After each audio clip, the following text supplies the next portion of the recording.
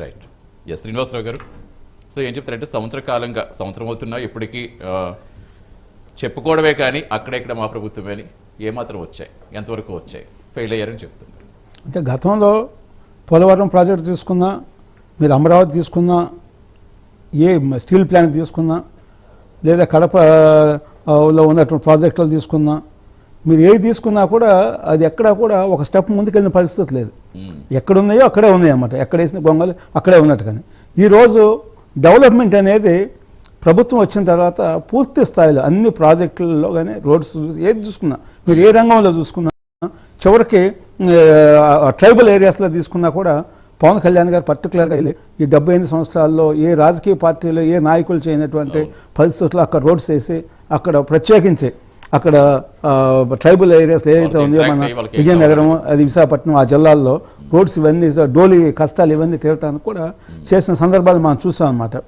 కేంద్ర ప్రభుత్వం ప్రత్యేకించి చొరవ తీసుకుని రేపు 16వ తేదీ జల వనరుల దాని మీద ఉన్నటువంటి వివాదాలు ఏవైతే ఉన్నాయో వాటి మీద డిస్కస్ చేయడానికి తెలంగాణ సీఎంని అదేవిధంగా ఆంధ్రప్రదేశ్ సీఎంని ఇద్దరితో మీటింగ్ ఏర్పాటు చేసి ఒక ప్రత్యేక చొరవ తీసుకుంది. మరి గతంలో ఎప్పుడు కూడా ఈ పరిస్థితులు లేవు. మరి ఇది నిజంగా కేంద్ర ప్రభుత్వం మోడీ గారిని మనం అభినందించాల్సినటువంటి విషయం అన్నమాట. రాష్ట్రంలో మీరు ఏ మారుమూల ప్రాంతానికి వెళ్ళినా కూడా ఇవాళ రోడ్ సెక్టార్ చూస్తే మరి ఇవాళ నంబర్ 1గా ఉంది. ఇవాళ గతంలో మనం రోడ్లు చూస్తే ఏ విధంగా ఉన్నాయో, ఎంత అధ్వానంగా ఉన్నాయో కూడా మనం చూసాం. అప్పుడు కూడా జనసేన పార్టీ అయితే రోడ్లు దాని మీద కూడా ఎక్కడెక్కడ రోడ్స్ బాగలేదో అవన్నీ కూడా మీరన్నీ కూడా మీడియాలో వాటిని డిస్ప్లే చేయండి, ఆ లోపాన్ని ఎత్తి చూపండి అని చెప్పేసి కూడా చెప్పడం జరిగిందన్నమాట. అంటే అభివృద్ధి జరిగేటప్పుడు ఏ రాజకీయ పార్టీ ఉన్నా, ఏ ప్రభుత్వం ఉన్నా దాన్ని మనం సమర్థించాలి.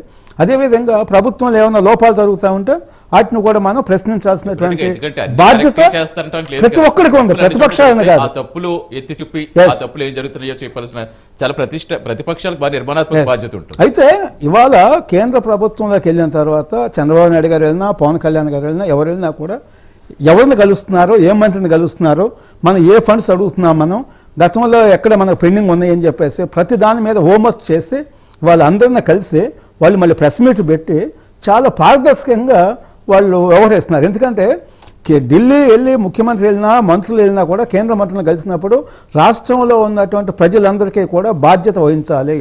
ఇది ప్రజలకు సమాధానం చెప్పాలి. వాళ్ళు ముఖ్యమంత్రి అంటే ప్రధానమైన సేవకుడు అనమాట. ప్రజలు సమాధానం చెప్పాలి. ప్రెస్ మీట్ ద్వారా ఏమేమి ప్రాజెక్టులు మనం అడిగాము, ఎక్కడ పెండింగ్ ఉన్నాయి, ఎప్పుడు అమౌంట్ వస్తుంది, లేదా ఎంత రిలీజ్ అయినాయి, రాష్ట్ర నిధులు అని చెప్పేసి చెప్పాల్సిన బాధ్యత ప్రభుత్వాలకు ఉంది. కానీ గత ప్రభుత్వం ఎప్పుడూ కూడా ఆ ప్రయత్నం చేయలేదు.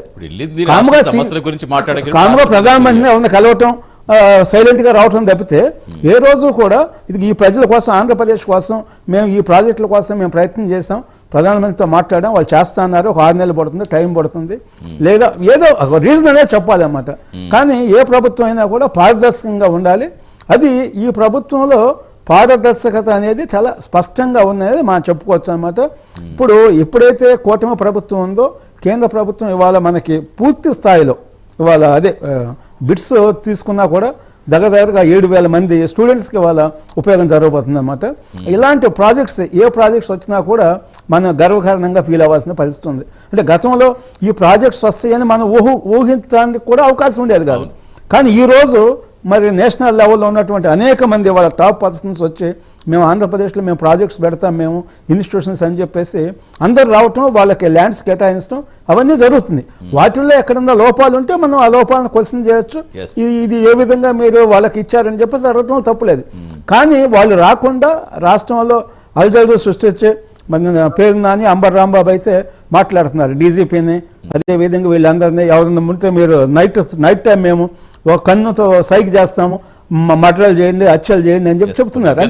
అంటే రాష్ట్రంలో ఒక అరాచకమైన పరిస్థితులు సృష్టించి రాష్ట్రానికి పెట్టుబడులు రాకుండా ఇవన్నీ కూడా చేయటానికి కుట్రలు జరుగుతున్నాయి.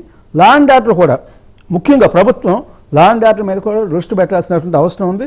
మీరు ఎన్ని ప్రాజెక్టులు తీసుకున్నా, ఏది తీసుకొచ్చినా లా అండ్ ఆర్డర్ మీద కానీ మీరు దృష్టి పెట్టకపోతే రాష్ట్రం అన్ని రంగాల్లో కూడా నష్టపోయే పరిస్థితి అయితే మటుకు డెఫినెట్గా ఉంటుందన్నమాట.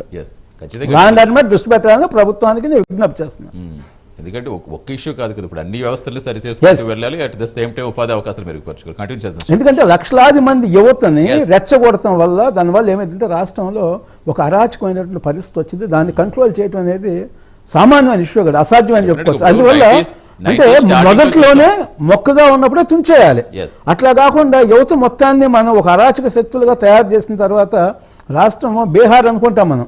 ఇవాళ ఆంధ్రప్రదేశే ఒక ఎగ్జాంపుల్గా అవుతుంది. అరాచకంగా ఏ రాష్ట్రం ఉందంటే ఇప్పుడు వాళ్ళ పాలకులు వాళ్ళ యొక్క స్వప్రయోజనాల కోసం యువతను ఎప్పుడైతే వాళ్ళు వాడుకుంటున్నారో ఈ ప్రమాదం ఉంది. ఇది ప్రభుత్వం కూడా సీరియస్ యాక్షన్ తీసుకోవాలి ఎప్పటికప్పుడు. పెద్ద నాయకులు అని చెప్పేసి వాళ్ళ పట్ల కొంచెం డిలేగానే మనం ఏమాత్రం చూసినా కూడా రాష్ట్రంలో అన్ని రంగాలుగా నష్టపోయే అవకాశం ఉంది. రైట్, కంటిన్యూ చేస్తారు. బ్రేక్ తీసుకుని మళ్ళీ కంటిన్యూ చేద్దాం సార్. ప్రైమ్ డిబేట్లో షార్ట్ బ్రేక్